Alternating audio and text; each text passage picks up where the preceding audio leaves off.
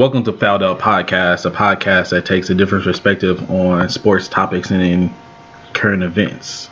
Today I got with me Coach B. Michelle. What's up, Coach?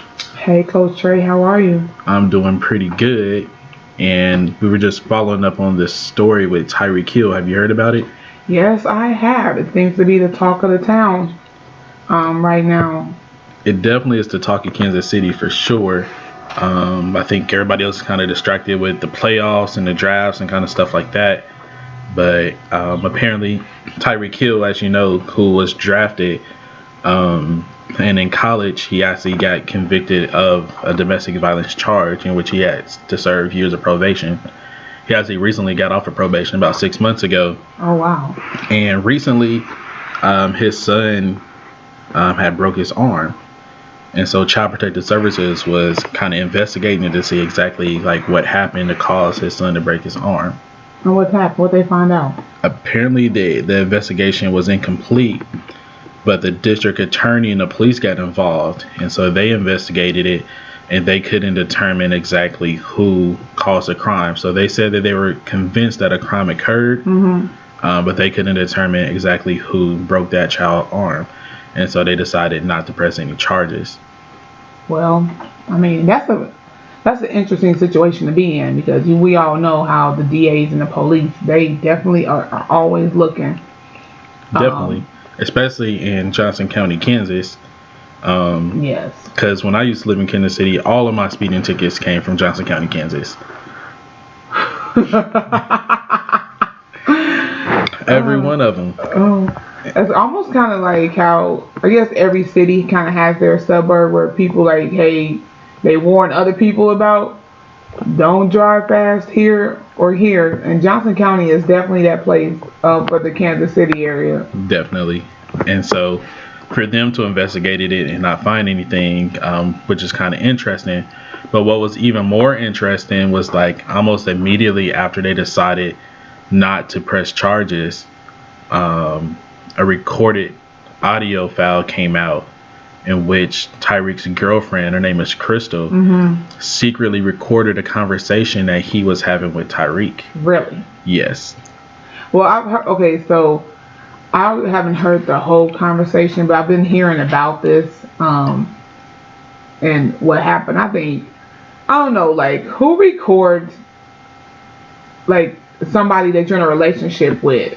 Like who record? Like why are you recording the person that you're in a relationship with or about like they're engaged or something, right? Yeah. So yeah, why would you record your fiance or try to set him up? That's crazy to me because especially since you don't work, or not sure what she doing, but why would you set up number one the father of your child to possibly go to jail? So now he's without a parent, and then if he's taking care of your house, why would you set the provider of your household up to be locked up? Right. And not even to defend Tyreek, because for all we know, he could have broke that child's arm. But what I will say is that in the secret recording that he didn't know was being recorded, but she did, that he did say that he did not break the child's arm. The district attorney couldn't determine who broke the child's arm.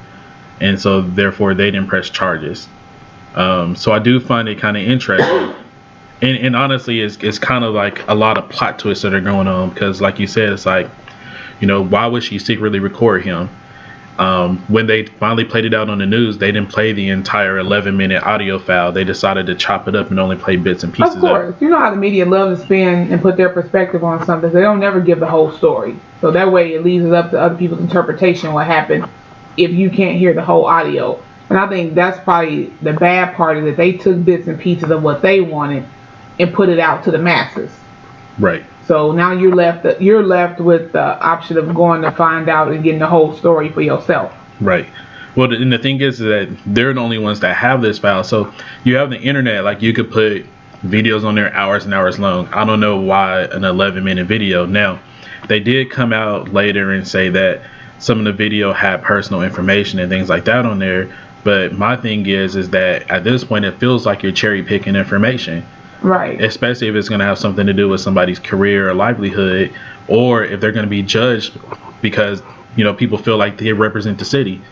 Right. Well, I guess she probably should have thought about that when she started recording them. But like, I don't know. I think it just goes back to number one, considering that I don't know. I'm not sure what year it was when they had the first altercation, but I just don't know if I would still be in a relationship with somebody that punched me in my stomach while I was pregnant. Right. Like, I mean, that's a lot. That's not being pushed. That's not being slapped. That's a grown man punching you in your stomach and domestic violence, abusing you. And then I think there's a thin line of you giving somebody another chance that maybe it's a one-time thing. But I don't know if I can let you punching me in my stomach really be a one-time thing either. I don't know. That's like overboard. So I do feel like she already knows his temperament from before.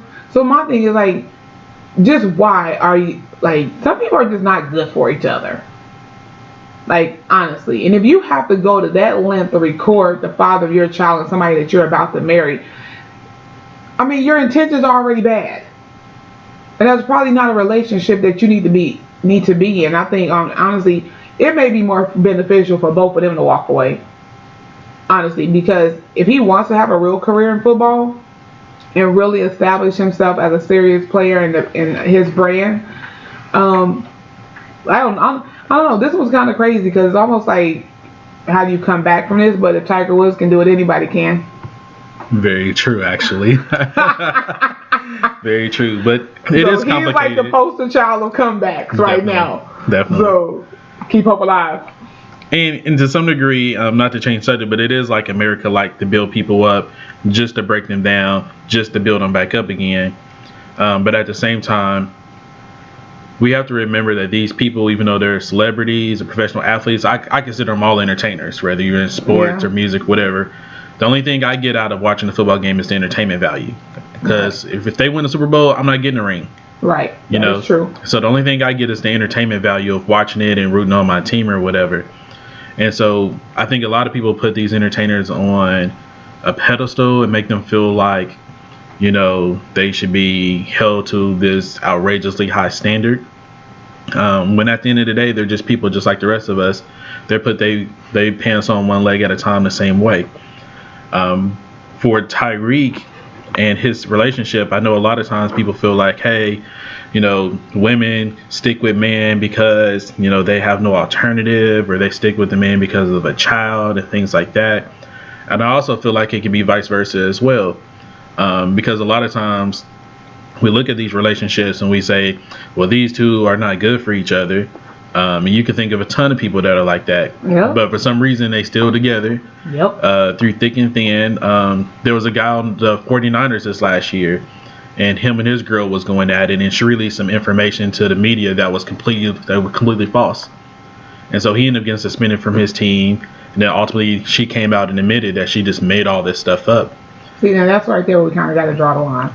And so then it's like, how much of this stuff do you put up with, and are you mature enough to know, like, when you are in a toxic relationship and when to get out of it? Because that's just a big chunk of it too, because this relationship was toxic from the start. Before that child was even born, you know, they had domestic violence issue and they decided to stick together. But this is where I feel like here's where, and this is coming from more of a business and branding perspective with it. When you're in college, and especially, of course, you're still young. So that's that 18 to probably 23-year-old range. You're 18 to 23 years old. And so I think it's also have to do with a lot of influence, especially if you already know you have the skill set to probably go to the NFL. It's almost like you have to start that mindset change early, even in your collegiate, time. And also, I think that's also goes to dealing with having good people in your circle to help guide you through some of this, and knowing, what a good relationship looks like. And if this is somebody that's really supportive of you, and considering that they had these issues in college, like somebody, whatever school he went to, I feel like there should have been somebody there to help keep him on track. And like, hey, if you're going to go to the NFL, you're going to be, possibly become a household name, a brand. You do not want these things attached to you. And I think those are where we have to have people inserted in there in the system.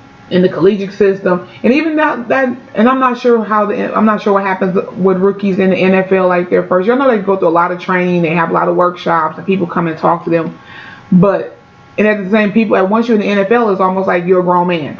Although you may be 21, you still, I mean, that's kind of, you're still a kid when you're 18, 19 years old and making this type of money. You're still a kid, and so you still need a lot of guidance on what's in developing relationships, more so, because think about it, on a college level, it's like, especially if you're a good player, so you're the star, everybody at school knows you, it's like everything is centered around you as the player. And not that it's not in the NFL, but there's just more that comes with it when you reach that professional level. So you then have to really start thinking about yourself as a brand in business, and making sure that your careers, you have the right people around you. And so that's my thing with it from that perspective. I do feel like you got to know when to say when. And that just kind of just goes by having good people, honestly, around you. Because if that person that you're with there's a possibility that you could be locked up, lose your life. No relationship is ever that great to put your livelihood and to put your whole, your career or your life on the line. But here's the complicated part, though, is that what you're saying is a really mature person making a really mature decision.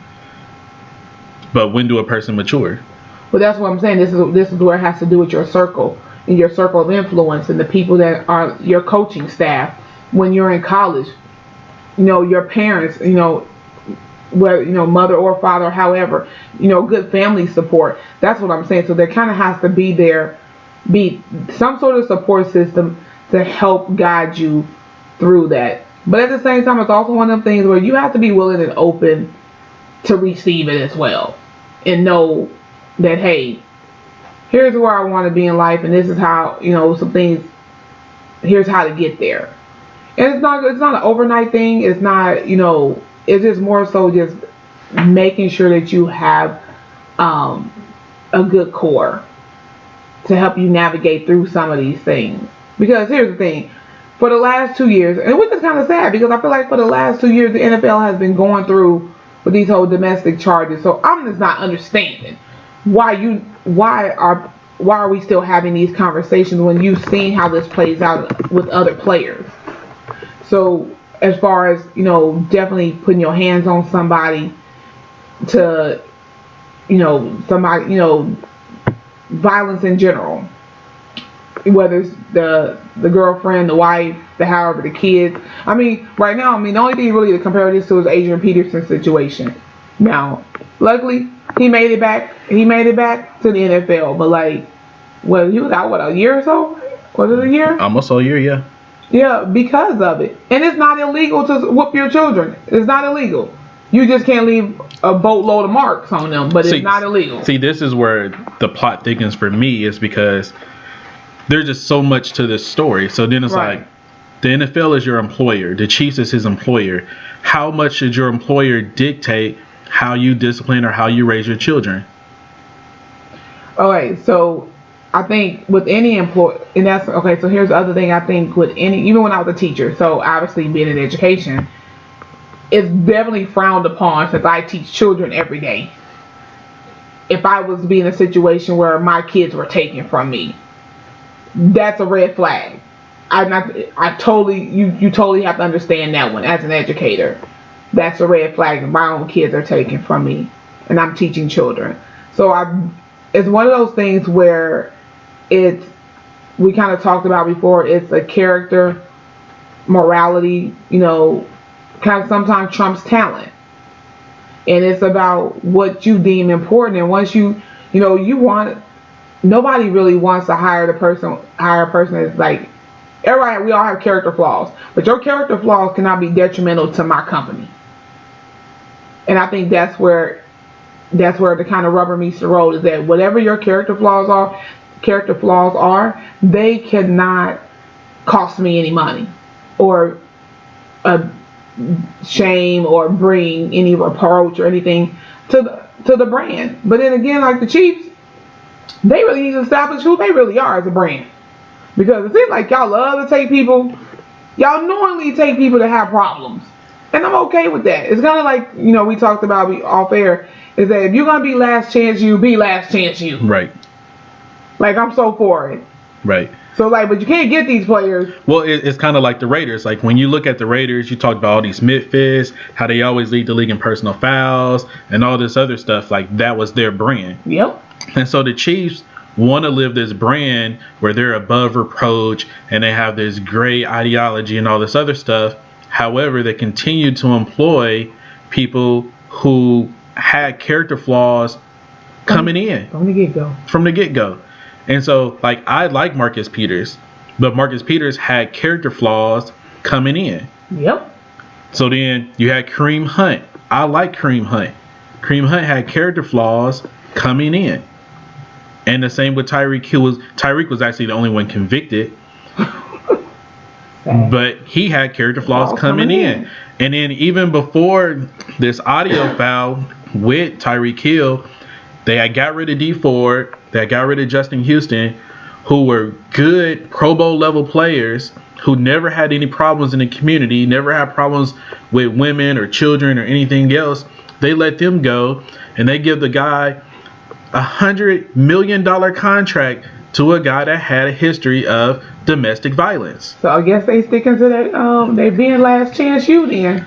So that's their brand. So which one is it? Like what are we gonna be? Are we gonna be last chance you and just say, forget it? We're just gonna go out and get the most talented players. We don't care about characters and stuff like that. But you can't sit halfway in the middle and go get these players who already have character issues, no matter how extreme or how small they are. These are significant character issues. And even Marcus Peters, I like Marcus Peters, but you got kicked off your college team. That's not normal. You know what I'm saying? Right. And so you go and get these players, and then you're surprised, No, they're not really surprised. It's more so like they just figured, and it could have been they figured they'd take a chance. I love, because that's always the word that they love to use. We take a chance. So I think some of it might have been they figured they'd take a chance because the person's talent outweighed the character flaw, until it didn't. And that's one of them things where it matters until it doesn't matter anymore. Right. So I think that their character flaws didn't matter at the point until it mattered. And when it matters is when the Chiefs is on ESPN all day, every day, when they're on the local news all day, every day, now it's a problem.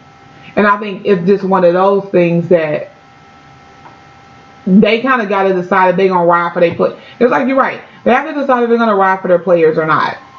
Because once it hits the fan, you as an organization, it's kind of crazy that then you come back and then like Kareem Hunt, you immediately cut him after the video came out, but you knew this. But then again, y'all also let y'all fans run y'all whole organization, and I don't really know any other team that lets their fans dictate right what players stay and go, but you guys do.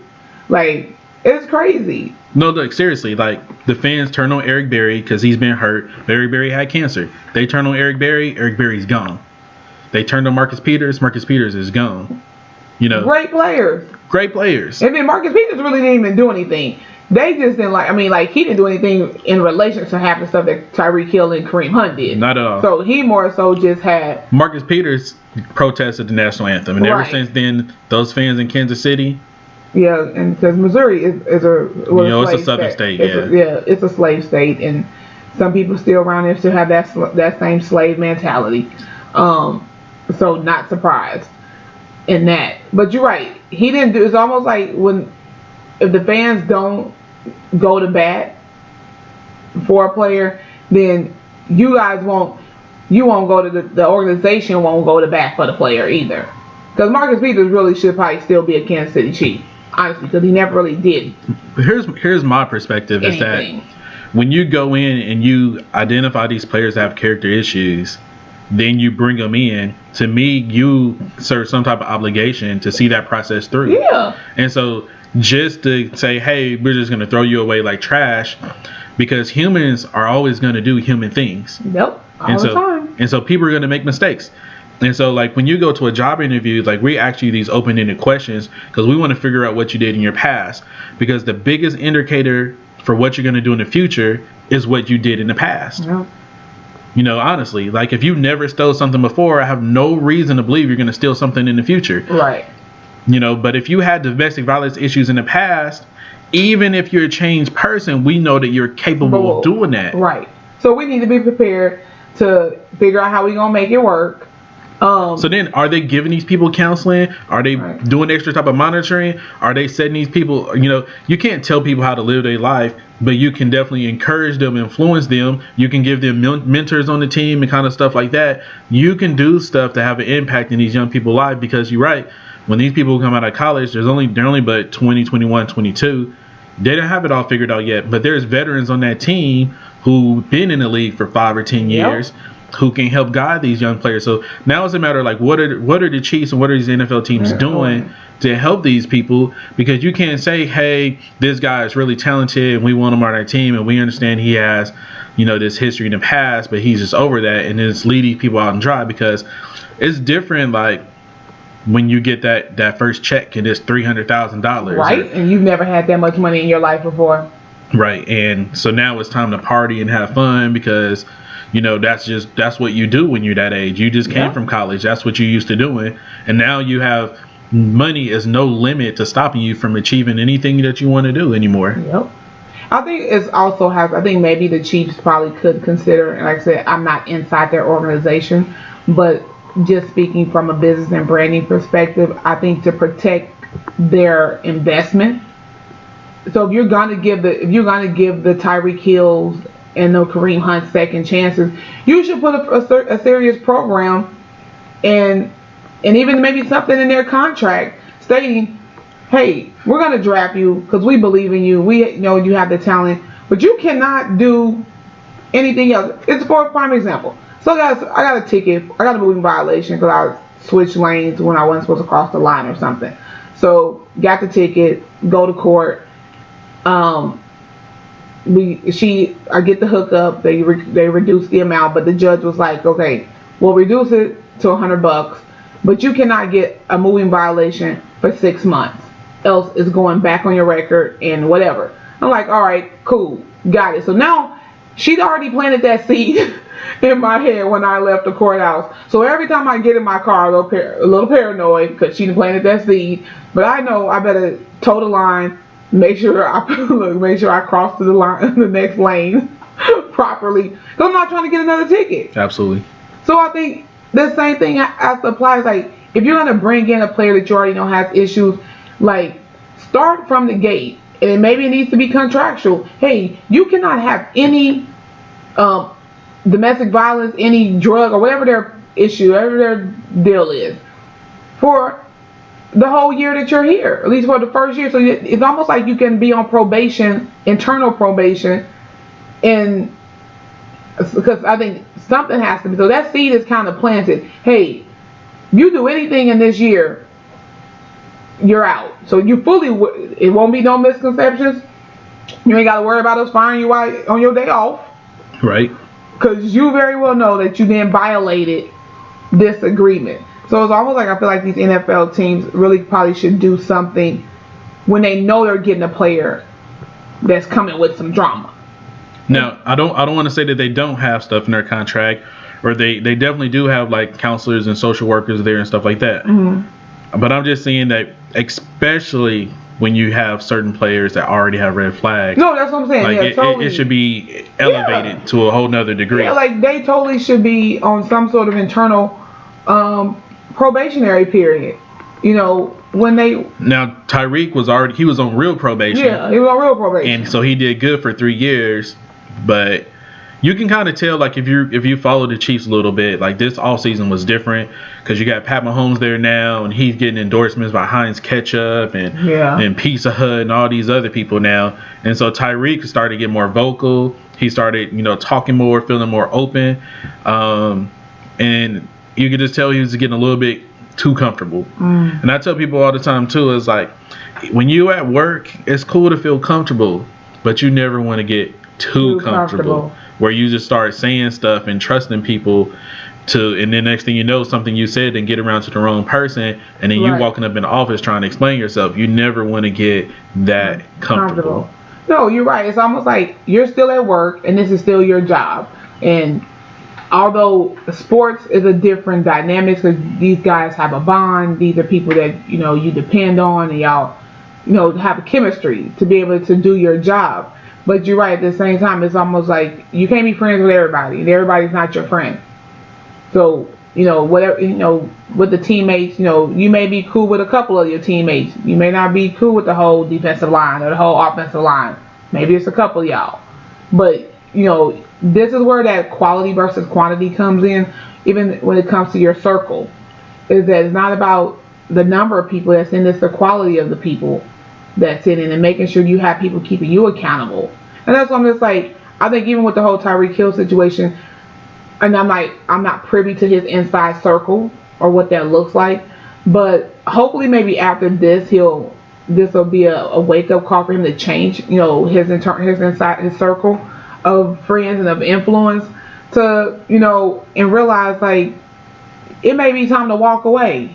And if you make it through this, and right. That's if you make it through it, with his job still intact or whatever with another team. And I don't even want to blame it on the circle of friends. I think people do that for the too accountability much. purpose, because this situation seems like it's a bit much. Yeah. Like it's time for him to move around. Like in my opinion, if he's really trying to grow as a football player and develop, himself and develop a solid brand, he can't keep going on like this, because there's only so much you can recover from, like honestly. So I guess we'll see how it turn out. No doubt. And that whole situation is tricky. Like, I don't like blaming the whole inner circle thing, because honestly, it's the action of Tyreek Hill that kind of put himself in this situation. Now, the whole tape thing is just kind of weird to me. Like, I don't understand why people would take a tape that was secretly recorded at face value. Because honestly, like, I can sit here, I know the tape is recording, and so I can sit here and try to set you up and try to say certain things to trigger you to respond a certain way. That is true. Or to try to get you to confess something that you may not have done. And, or even to the fact that, like, what could be true is the fact that maybe the girlfriend broke the kid's arm. And so maybe as insurance, because that's what they said on the news, she wanted to get a tape and try to get him to say that he did it. Yeah. And so she went down the whole thing. It was really detailed. She was like, yeah, and he comes down and he's terrified of you. Wasn't he terrified of you? And he's like, yeah. And then, so you tell him to stop crying. Didn't you tell him to stop crying? Yeah. What do you do when he stop crying? You have him take his arms, and he opens up his arms, and he turns them in, and then you punch him in the chest. And then he's like, okay. And then he's like, you always hit him. Every time he gets in trouble, you always go get the belt. And he turns around and say, you go get the belt too. Then she's like, I never hit him with the belt. And then he like gives his long pause, like he was just looking at her like, my mama even say you go hit him with the belt. And it's a real conversation that real people would have. But the difference is that one person knew this was being recorded, right, and the other person didn't. And so how can you take that at face value? Because she is saying that she never whooped her 3-year-old child. I'm not saying it's true or not, but if one person is doing, and a lot of times in a relationship, daddy do the whooping anyway, a lot of times. Yeah. But so that's just kind of tricky, that like, why on video is she trying to get it recorded that he whoops his child? Right. And this brings me to the point of, like, first of all, why would you try to set the father of your child up to lose his job, go to jail, possibly? Like, that's what I'm saying. Like, come on, let's cut it out. Because here's the thing, you're not hurting anybody but yourself and your kid. And especially if he's your provider, why would you set him up to not be there, to be absent from the home? And this is why I go back to saying, this is why I think men, honestly, as a man, especially a man in this position, it don't matter what your career is, honestly, but definitely I will say it's a little more heightened when you are in a professional sports realm. But I think it just doesn't matter what your career choice is. You have to start making good choices about the people in your life as far as a dating and relationship situation. Because these women, can make or break your career. And we've seen it done, and we've seen it play out time and time again. Like, even with the whole Ezekiel Elliott thing. Good thing, she was on tape saying, they was recording her saying what she said. But had there not been a tape, they'd have believed everything old girl said. And there'll be no Ezekiel Elliott in the Cowboys.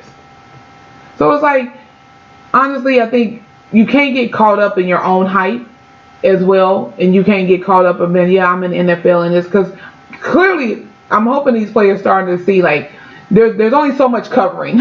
Right. There's only so much covering. Like, unless you, like, even if the golden child, like right now, I mean, y'all quarterback is the golden child right now, but I promise, let him do something. All hell gonna break loose. Yep. So I just think that you have, as the man, you have to be accountable for the woman that you have in your life. Because any situation where there's an aggressive, anything aggressive takes place, your career can be over and done. Especially if you don't have, if you're not book smart, or you don't have any other talents, and this is all you got. You might want to protect it and be with a woman that understands and is trying to make you better and not set you up for the okie doke. So I know that's my take on it. No doubt. And at this point, it definitely looks like Tyreek has fouled out. Yes, he has fouled out. Because I do expect him to be released. Honestly, I don't think that he should be released. Because I'm of the belief that what he did was unbecoming of a father, unbecoming of a man, unbecoming of a family member, but not necessarily like unbecoming of a football player. And so that's where I stand on that.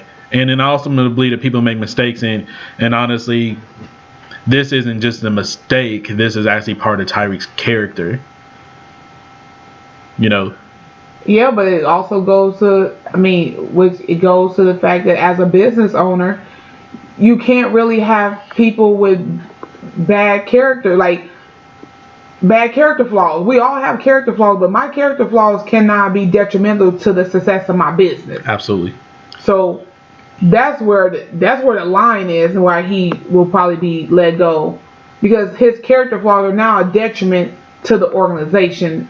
And it's just like what we talked about, like it's kind of the difference between like an hourly worker and a salary worker. Tyreek is a salary worker. He represents the company 24 hours. Yep. And so anything that he do that makes that company look bad can potentially cost him his job. The same way if you were the manager of the company, of your business or whatever that is, or the owner of your business, stuff that you do that has nothing to do with it, that can jeopardize you. Yep, all day, every day. And honestly, even hourly workers to some degree, where you hear these, let's say a waitress or waiter, somebody is rude to somebody, and then people go on social media and blast you out. Yep. That makes your business look bad. Your business could lose money that way. Yep. That's going to cost you your job.